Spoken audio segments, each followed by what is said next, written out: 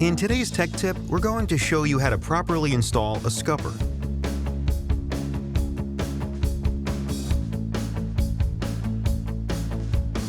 Now let's prepare the scupper for installation. First, ensure the corners of the metal scupper flange are rounded.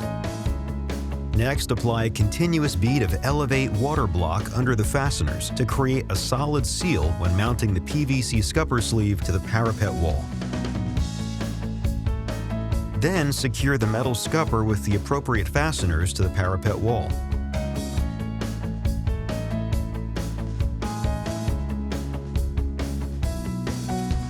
Next, you'll want to strip in the corners of the scupper using the pre-molded Elevate PVC inside-outside corners.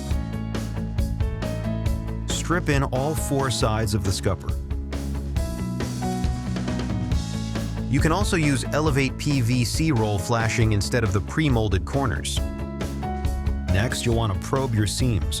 Remember to always probe the welded material seams after they have cooled, and never while the membrane is still hot. Now you know how to properly install a scupper to create a watertight exit for water through a parapet wall. If you have any further questions, please reach out to your local Elevate sales representative or visit our website for more information.